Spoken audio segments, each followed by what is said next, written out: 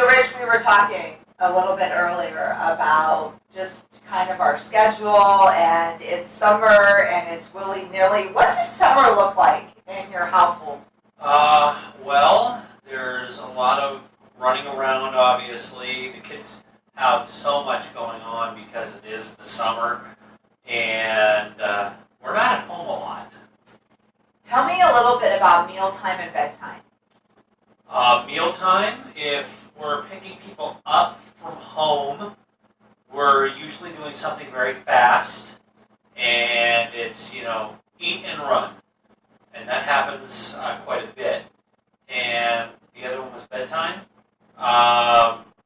If we can get them there on time, it usually takes a little while. And Em and I usually end up going down sometime around 11:30. So how does that affect your ability to get up early? And, you've been on this track of trying to get healthier, taking care of your foot pain, and, kind of taking care of your body. When you're going to bed at like 11:30, 12 o'clock, how does getting up early sound? Well, early for me is 7:30, so it's not so bad, but if I was getting up at, 6 or 6:30, that would be a stretch. So the reason why I brought that up is because we do want to take advantage of summer, but we definitely want to talk about how to best take care of ourselves, and also to kind of set some schedules and some thoughts in our children's minds about taking care of themselves as well, so that they don't get too much sleep disruption in the summertime.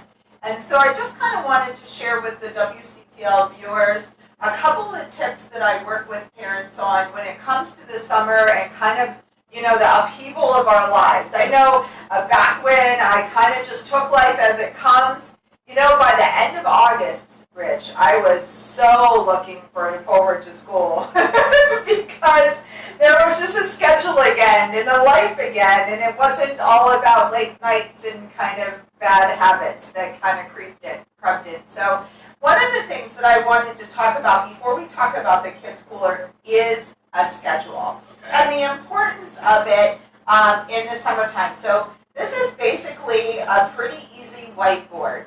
And the family and I would get together and we would decide what was our schedule like. So this is my schedule. The problem with the fact that this is my schedule, and we'll talk about your schedule, is that no one in my house knows just exactly how much I have to coordinate in order to fit in all of the fun stuff that they want to do. How does that work in your house, Rich? I have to tell myself to use the calendar on my phone. We've got 2 different calendars in my house. One for the kids' stuff, and one for Emily and I, so we really should bring them together. But they sit right next to each other, so we typically tend to go, okay, that's going on that day. We can't do anything from this time to that time. Em is usually very good about keeping the schedule, as opposed to me, who likes to schedule 2 different doctor's appointments for the kids on the same day, 100 miles apart. So that doesn't really work for you. Not so for me. Definitely one of the things that I recommend for our WCTL families is just because school isn't in session and we don't need to necessarily schedule bedtimes and homeworks, doesn't mean that there isn't value to having a family schedule. And something as easy as a whiteboard on our refrigerator or in our kitchen is perfect to do that. The problem sometimes, Rich, with juggling your schedule and juggling the kids' schedule, and then maybe Emily has a schedule, is that if you have any part in that at all, it's going to directly impact your ability to follow through with your self-care. I'm the chauffeur, so I'm always involved. So let's talk about chauffeuring. What are the snacks when we're chauffeuring? Believe it or not, we don't have any in the car. You don't have any snacks in your car? No, I don't let my kids eat in my car because they like to get stuff all over the place. When I got rid of my last car, I think I found Jimmy Hoffa. So, honestly, it was really that bad. But I told them no more eating in my car. You can eat when you get out of my car. You cannot eat in my car. Okay, so that. But then where are we getting the snacks from? Usually when we get home.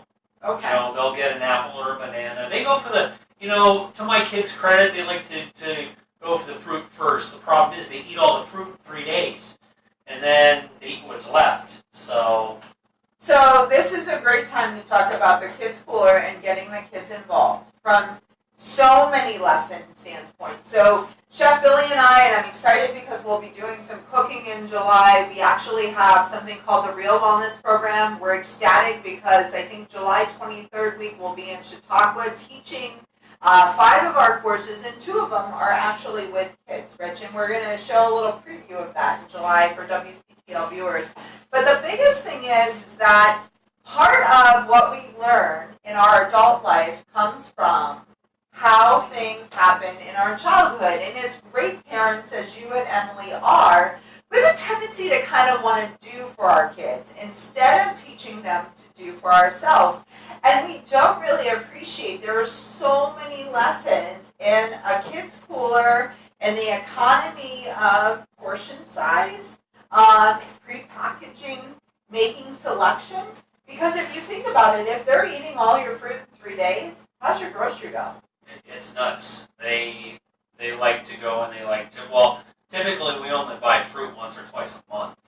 So when they're done with it, they're done with it. Then they gotta wait. Yeah, so just kind of thinking about that, let's talk about the kids' cooler. This is a medical, I'm sure everybody has seen these, right? Medical supplies generally come shipped to them. As a matter of fact, I think Metabolic Disease Associates allows you to call and take theirs. They save them. A lot of people save them. They're really just a styrofoam container.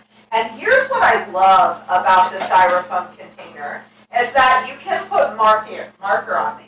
You can get action figures and stick them in here. You could literally do Star Trek figures on top of here. You could make a face on it. You could get pipe cleaners and stick it out. You can make this anything that you want, or I should say your children want it to be. And then it sits in the kitchen.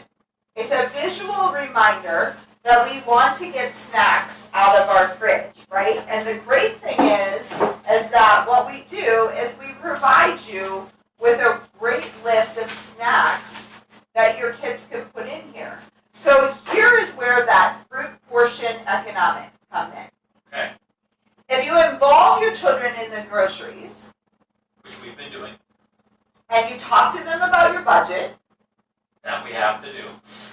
and then you talk to them about the amount of groceries and how long they are supposed to last in your house, and how can we best prepackage them.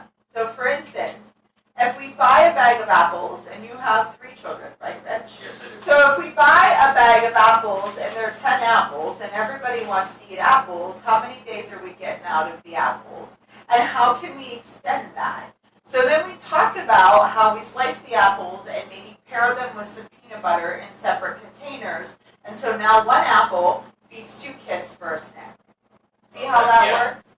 So we're teaching them a little bit about economics. We're also teaching them about self-control and portion control. And we're teaching them planning. So when we take that apple and we slice it up and we add some peanut butter to it in a container and we put it in the fridge and we're planning for tomorrow. Tomorrow we have 2 medical appointments and a game. We're going to be out of the house from 2 o'clock in the afternoon until 6:30. Supper is usually about a good 30 minutes if you're doing like a foil pack recipe or you have something in the crock. So we've got a good span of time that we want some snacks. Talking with the kids and teaching them to plan for 1 or 2 snacks in that time frame is a great idea. Talking to them about the need for 4 snacks is a way to show that maybe we're just not hydrated enough. So we're really compensating, right? Okay. See all the lessons that can come from the kids' cooler? Yeah. Believe it or not, they drink quite a bit of water all day long. They don't drink. We don't have any pop in the house anymore, and we've never let them have Kool-Aid because, you know, anybody who's ever seen my son knows he bounces off the wall. I love him dearly, but boy, some days Yeah, the guys are not good. I have a hard time keeping up.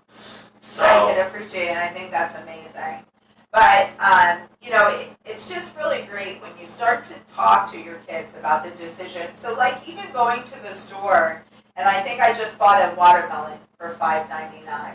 And then going out and actually, hey kids, can we Google what a watermelon portion size is, right? And how many portions can we get out of this $5.99 watermelon versus a $5.99 bag of apples? Begins to teach them the economy of grocery shopping. It also makes them think, okay, so if we have 10 pre-portioned snacks in the fridge, I can really only have one a day if I want to have as many for the end of the month. And bringing them from our home, you're definitely getting a better price on a bag of apples than you are on a sliced apple at the local convenience store. Absolutely. So, I mean, the great thing about planning and preparing with your children, talking to them when you're going to make your grocery list and looking at what your calendar has to offer, this will tell you how many convenience foods you need.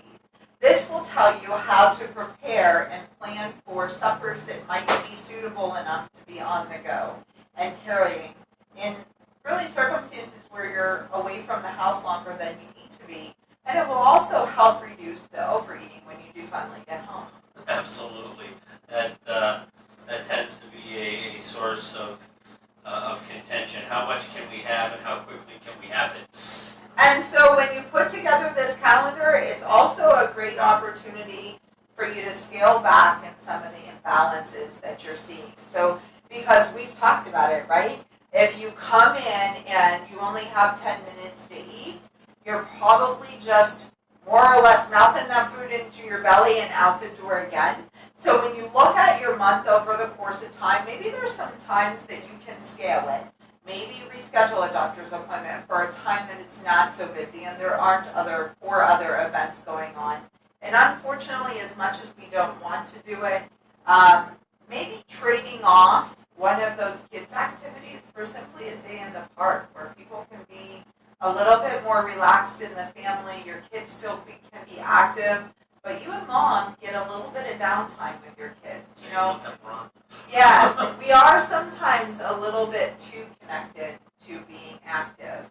And that's putting that all on one calendar gives us a non-judgmental, reflective approach to the health of our children. I'm going to throw you a little bit of a curveball. Would you advocate something like this for meal planning? Absolutely. As a matter of fact, on my calendar, it actually says what we're having for dinner. And then that way I know. And the other beautiful thing about having this calendar and meal planning is, so say maybe you're having grilled chicken breasts on Monday, and Wednesday is going to be a super busy day for your family. If you throw 2 more chicken breasts on, because a chicken breast, a standard chicken breast in today's grocery store feeds huge. 2 people, yeah, sometimes 3. And so if you throw an extra chicken breast on, and you take all of the leftovers, so you serve out a portion with your family, and that's what everybody is having for dinner, and then you take all of the leftovers and you package them up, and Wednesday's going to be busy, it's a chicken salad on the go. Okay. So with some mixed greens, maybe some cucumbers, maybe some tomatoes, and some chicken pieces. Even if you're going to put ranch dressing on there, it's not my favorite. Not your favorite, but I'm just saying for kids, even if you're going to put ranch dressing, it's still going to be better than a stop at the burger joint. Absolutely. And now you've got a use for that meal twice. You've knocked out 2 meals. So you can really use this calendar to complement what you're going to pull out of your fridge, what you're going to take with you on the go. Get the kids involved because they're going to want to use their cooler. They created it. Get them involved in the decision making and start using that calendar to better organize the balance of your life. It all ties in, especially in the summer when we're a bit more on the go. So where can they find out more about this stuff? That's a good question. One of the reasons why I offer free consultations is because it doesn't work unless you figure out how it applies to your life. So always feel free to schedule a free consultation with me at thewaytohealthyliving.com. The Way to Healthy Living is really designed to help you find better health in your life. Thanks Thanks, Rich. I appreciate your time.